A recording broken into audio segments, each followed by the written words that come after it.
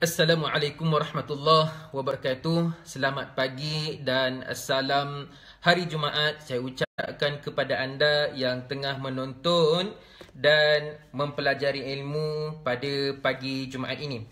So, bagi anda yang dalam perjalanan ke tempat kerja atau ke mana-mana destinasi anda, saya cadangkan anda untuk luangkan sedikit masa pada pagi Jumaat ini kerana kita ada satu topik, satu cerita penting yang kita akan kongsikan pada pagi ini dalam satu surah yang Allah rakamkan kisah ini pada surah yang tidak popular. Kerana kisah ini Allah Ta'ala rakamkan pada surah Al-Qasas. Mungkin kali terakhir kita membaca surah ini mungkin adalah pada Ramadan yang lepas. Kerana waktu itulah kita nak khatamkan Al-Quran. Surah ini, cerita ini kita jarang membelak pada surah Al-Qasas kerana biasanya kita akan baca surah Al-Kahfi pada hari Jumaat kerana ada hadis walaupun dhaif mengatakan sunat untuk kita membaca. Pada surah Maryam untuk mendapatkan anak, surah Yusuf kalau nak mencari jodoh ataupun menjadi kacak, dan juga surah-surah yang lain, surah Al-As. Tetapi dalam surah ini ada cerita yang sangat menarik yang Allah rakamkan dalam Al-Quran untuk kita belajar sesuatu. Kerana Allah Ta'ala bila turunkan Al-Quran, ada pengajaran yang Allah nak kita belajar. Setiap cerita ada fungsinya. Kerana daripada tempoh manusia hidup di alam semesta ni, ada cerita yang Allah Ta'ala pilih dan abadikan dalam Al-Quran untuk kita belajar. So, pada pagi ni, saya akan kongsikan kepada anda cerita Nabi Musa yang Allah rakamkan dalam Al-Quran. So, bagi anda yang tengah ada Al-Quran ataupun gadget sekalipun tidak ada masalah, buka Quran anda. Kerana saya nak anda ambil ibrah. Anda boleh belajar secara live pada muka surat 388 ayat yang ke-23. Saya ulang, muka surat 388 ayat yang ke-23. Tuan-tuan, sahabat dan penonton sekalian yang sedang menonton ataupun yang sedang belajar pada pagi Jumaat ini, Al-Quran diturunkan dengan cerita yang banyak. Bermaksud 2/3 daripada Al-Quran adalah cerita. Dan mustahillah Allah Ta'ala turunkan cerita ini tidak ada fungsinya. So, pada pagi ni, saya akan tunjuk dan gariskan SOP kepada anda supaya kita dapat praktikkan. Kerana Al-Quran, dia relevan di dunia. Allah Ta'ala perintahkan untuk kita mentaati ibu ayah. Allah Ta'ala perintahkan kita untuk membuat kebaikan kepada orang lain di dunia. Kerana waktu kita akhirat, kita tak perlu lagi membaca Al-Quran. Kita tidak perlu lagi membicarakan tentang rasuah. Tidak perlu lagi membicarakan tentang pemerintah. Kerana Al-Quran manual ini diturunkan adalah untuk kita belajar, kita praktikkan sewaktu kita di dunia. Baik.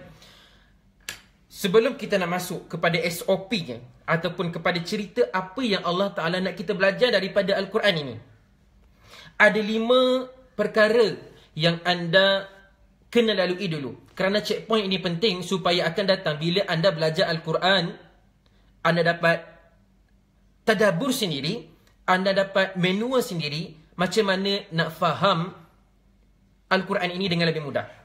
So, ada 5 step. Kalau anda ada pen, ada pensel, saya cadangkan anda untuk catat ini. Ada 5 step sebelum kita nak tenggelam dalam lautan tadabbur Al-Quran. Yang pertama, apabila kita membaca Al-Quran, ini adalah step pertama. Bermaksudnya kita baca. So, saya bacakan kepada anda kerana saya nak anda lalui dan rasai sendiri 5 step ni. Dengan tujuan anda boleh lakukan sendiri kemudian nanti. Cerita, anda boleh tengok pada ayat yang ke-23. Allah Ta'ala sebut, A'udzu billahi minasyaitanir rajim. ولما ورد ماء مدين وجد عليه أمة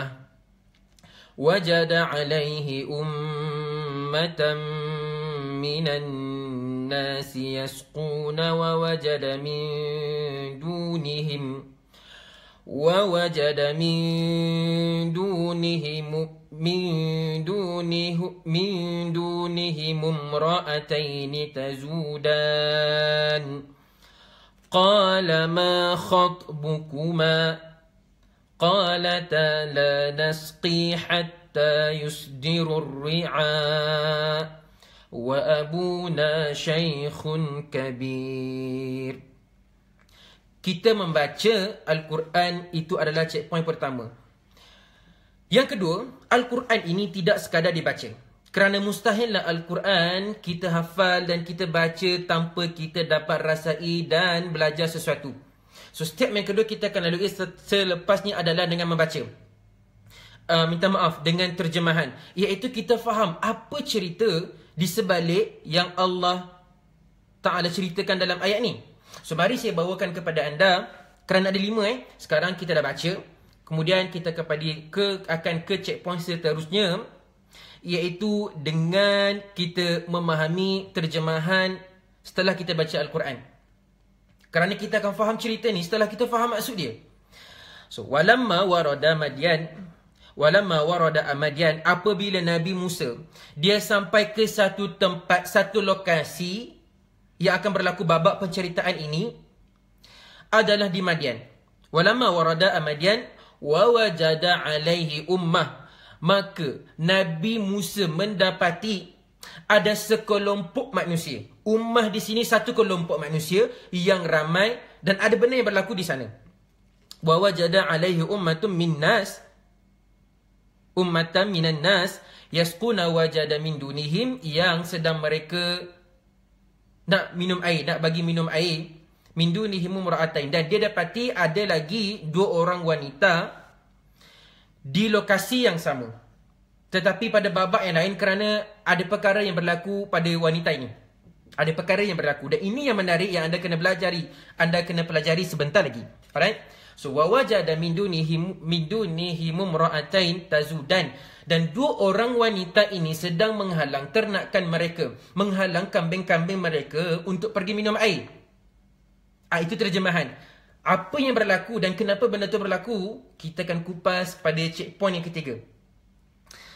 Kemudian Nabi Musa pun bertanya, qala ma khatbukuma, gapo dia ni?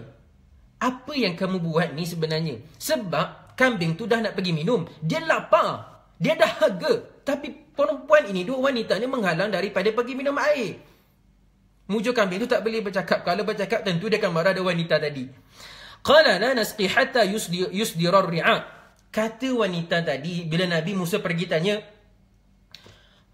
kata wanita tadi, kami tidak akan beri minum air sehinggalah ummah tadi, manusia tadi, kelompok lelaki tadi selesai memberi minuman pada ternakan mereka. Wa abuna syaikhun kabir, dan ayah kami pula adalah seorang yang syaikhun, seorang yang sudah tua, kabir, yang lanjut usianya. So, kita dah faham terjemahan. Saya tak pasti anda dapat gambaran ataupun tidak. Begini, Nabi Musa sampai ke satu checkpoint. Kenapa dia tiba-tiba sampai? Kita akan bincang pada checkpoint ketiga. Nabi Musa sampai ke satu checkpoint dan dapati ada satu ummah, sekelompok manusia di sumber air, di telaga air, sedang mengambil air untuk bagi minum. Di lokasi yang sama, ada 2 orang wanita yang berdekatan dengan situ sedang menghalang ternakan mereka daripada memberi minum air. Kata wanita tadi, sekejap wahai Nabi Musa, sekejap wahai pemuda, kami tidak boleh memberi ternakan kami minum sehinggalah kelompok tadi selesai, sehingga mereka habis memberi minuman, barulah kami akan bawa ternakan kami bagi minum air.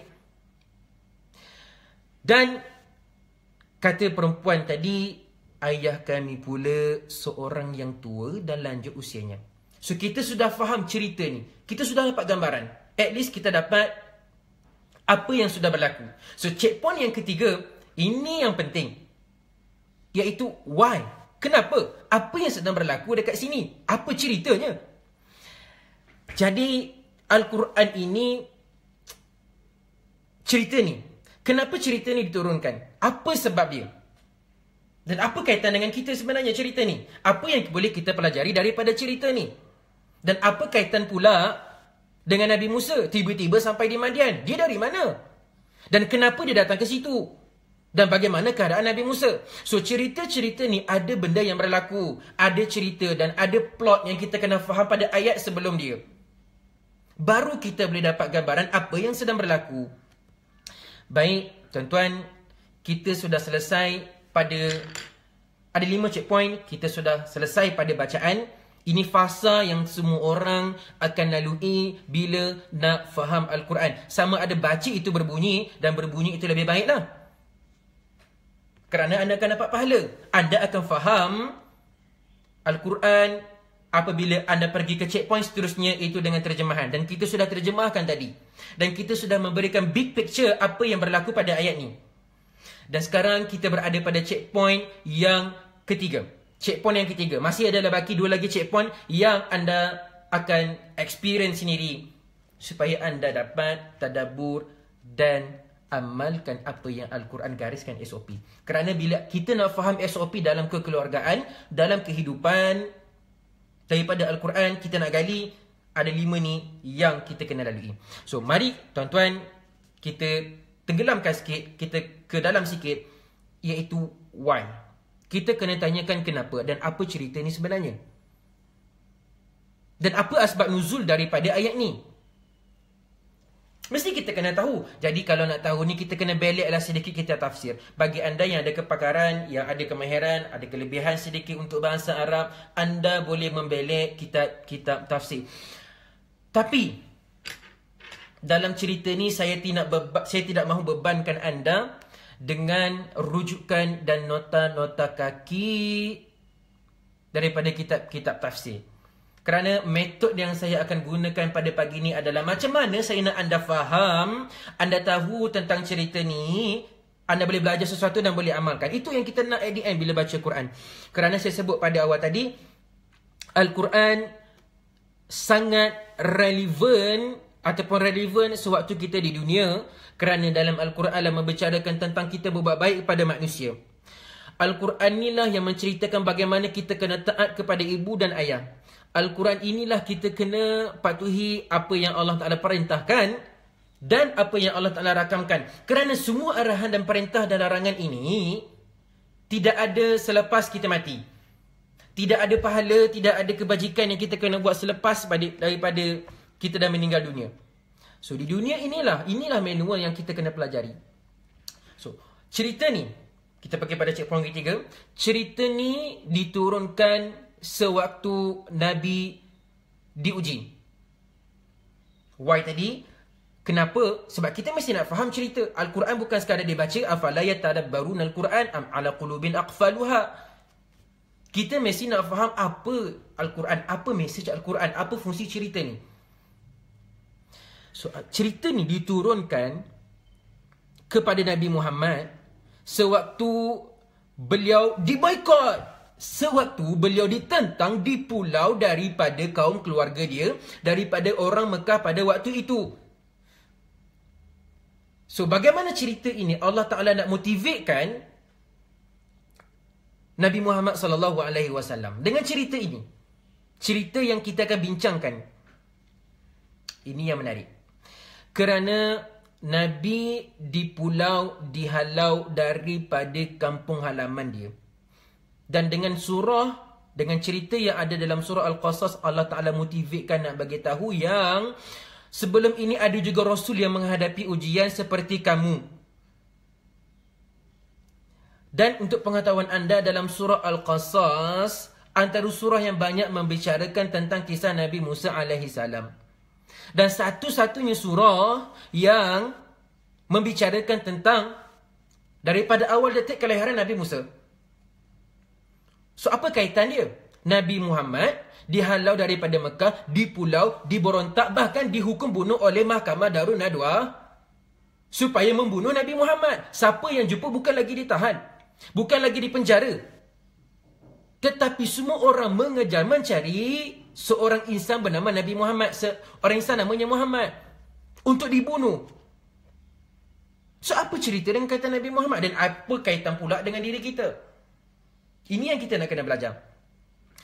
So kita dah pergi kepada checkpoint yang ketiga, iaitu tanyakan diri. Bila kita sampai kepada setiap ayat, seperti contoh walamma warada, kenapa Allah Ta'ala guna perkataan walamma? Sedangkan Allah Ta'ala boleh menggunakan perkataan wa sahaja dan sambungkan cerita saja, tak perlu ada lama. Poin yang ketiga ni saya nak anda faham. Bila kita baca Al-Quran, cuba tanyakan kenapa. Kenapa Allah Ta'ala highlightkan dekat Madian? Kenapa Allah Ta'ala sebutkan dua wanita tanpa sebutkan nama? Sebut je lah nama. Dan wa abuna syekhun kabir. Kenapa mesti sebut syekhun kabir? Sebut je lah nama ayahnya. Dan kenapa dia daripada Madian? Dalam keadaan dia, Nabi Musa ni, cerita dia ada plot yang kita akan ceritakan nanti, bagaimana benda-benda boleh berlaku. Tapi poin yang ketiga adalah, kenapa? So kita akan pergi pada checkpoint yang keempat, iaitu kita akan start faham cerita. Kita start faham apa yang sedang berlaku. Kita dah sedang nak gali. Daripada belet kitab tafsir tadi, daripada kupasan dan juga telaahan kita tentang cerita ni. Dan yang kelima adalah macam mana kita nak absorb. Yang keempat tadi kita nak absorb SOP supaya kita dapat amalkan apa yang Al-Quran nak kita pelajari. So tuan-tuan, saya nak ringkaskan kerana cerita ni akan ada beberapa siri. Kerana ibrah ini sangat besar dan sangat praktikal untuk kita ambil. So, yang keempat, cerita ini bila Allah Ta'ala sebut walamma warada Madian, Nabi Musa dari ketika mana dia sampai di Madian. Persoalan dekat sini, Nabi Musa dari mana? Dan bagaimana dia sampai? Rupa-rupanya cerita ini ada kaitan dengan Nabi Muhammad kerana ada babak yang Allah Ta'ala rakamkan pada ayat sebelum tu. Anda boleh balik bermula dengan ayat ke-15. Bagaimana peristiwa ini bermula? Nabi Musa dihalau dan dikejar daripada Mesir kerana Fir'aun telah menurunkan perintah diraja siapa yang jumpa dengan Nabi Musa bunuh, walaupun dia dibesarkan dalam istana Fir'aun. Dia diperintahkan untuk dihukum bunuh. Dan inilah kaitan dengan Nabi Muhammad apabila dia juga dihalau daripada kampung halaman dia, daripada Mekah, daripada tempat dia lahir. So cerita ini ada kaitan. Dan kenapa cerita dalam surah Al-Qasas ni ada babak kisah Nabi Musa lahir? Tadabbur pada surah Al-Qasas ayat yang ke-30, muka surat 388 pada ayat yang ke-23. So bagi anda yang baru ikuti, saya ucapkan terima kasih kepada anda bagi yang tekan butang share untuk mereka pelajari dan ikuti pengajaran daripada Al-Quran istimewa daripada page Tadabbur Center. Pada ayat yang ke-23 kita bincang Puan Jamilah. Puan Jamilah pada muka surat 388 ayat yang ke-23. Baik, so saya akan sambungkan sikit lagi kerana anda jangan risau kerana cerita ini akan berkaitan. So at least untuk pada siri pertama ni anda dapat big picture apa yang berlaku dalam cerita ni. Dan anda akan tahu apa ending dia. Anda kena ingat cerita ini apapun cabaran yang Nabi Musa alami, apapun kaitan dengan Nabi Muhammad dengan cabaran yang dia lalui, akan ada happy ending dia. Baik, so Nabi Musa daripada Mesir. Anda kena tahu dalam peta Ramses II, hatta kalau daripada sekarang pun kita nak bergerak daripada Mesir pergi ke Madian. Madian ni ada mengatakan di utara Saudi dan ada kata di selatan Jordan. Tapi tidak penting kerana kalau mengikut peta Ramses II, jarak dia 600 km lebih. Anda bayangkan Nabi Musa diperintahkan bunuh, diperintahkan untuk ditangkap dan dibunuhlah. Nabi Musa pun berlari seorang diri daripada Mesir, berjalan kaki, pakaian compang-camping, penat gila macam nak mati sampai ke Madian. Dan bila sampai di Madian, yes, inilah ceritanya. Dan untuk kita faham cerita ni dengan lebih menarik adalah kita kena tengok pada babak yang ke-15. Anda boleh, topik ke-15 ni saya akan bincangkan. Pada ayat ke-15 ni saya akan bincangkan untuk siri yang akan datang. Bagaimana cerita cabaran yang berlaku kepada Nabi Musa. Kerana at the end yang akan berlaku pada Nabi Musa adalah Baitul Muslim. Bagi anda yang bujang, kisah ini sangat relevan. Bagi bagi mak dan ayah yang sedang tengok live ni, kisah ni sangat relevan. Macam mana kita nak menguruskan anak, macam mana kita nak mengenal menantu yang baik, macam mana kita nak mengenal seorang karakter tu bagus ataupun tidak, amanah ataupun tidak, bertoleransi ataupun tidak, ada Allah Ta'ala highlightkan dalam Al-Quran. Kerana punchline-nya anda kena ingat, apabila Al-Quran Allah Ta'ala highlightkan satu-satu perkataan, dia bukan sia-sia dan dia bukan biasa-biasa. Anda kena ingat punchline itu. Mesti ada Allah nak kita pelajari sesuatu. So, tuan-tuan, cerita babak pada keempat dan kelima saya akan kongsikan untuk siri yang akan datang, untuk kita faham apa yang sedang berlaku, apa konflik yang terjadi di lokasi Madian dengan dua babak yang berbeza, dua wanita Madian dan juga seorang ataupun sekelompok. Ada 4 watak dekat sini, 2 wanita Madian, Nabi Musa dan Syekhun Kabir, ayah kepada 2 orang wanita tadi, plus sekelompok manusia. So, apa yang berlaku dekat sini ada kaitan dengan ayat sebelumnya. So, tuan-tuan, pada pagi ni saya nak ringkaskan kepada anda, apa yang anda boleh belajar adalah 4 step sebelum anda nak keluarkan SOP daripada Al-Quran. Sebelum anda nak belajar sesuatu daripada Al-Quran dan faham Al-Quran, ada 5 step yang anda kena lalui. Pertama sekali kita membaca Al-Quran dengan tajwid yang betul, dengan makhraj yang betul. Yang kedua, kita faham terjemahan apa ayat tu nak bagi tahu. At least kita tahu. Yang ketiga adalah kita start bertanya apa kaitan ayat tu dengan diri kita. Apa yang boleh kita pelajari. Yang keempat adalah kita nak faham. Tadi kita start bertanya. Yang keempat, kita kena mencari jawapan dan start faham, start feel Al-Quran into our heart. Dan yang kelima, Al-Quran, apa SOP, apakah benda yang kita boleh amalkan daripada Al-Quran. So ada 5. Kerana Al-Quran kita baca bukan untuk kita bagi tahu orang lain untuk jadi bagus, tapi kita sendiri kena jadi bagus. Kita sendiri kena bertindak dan amalkan.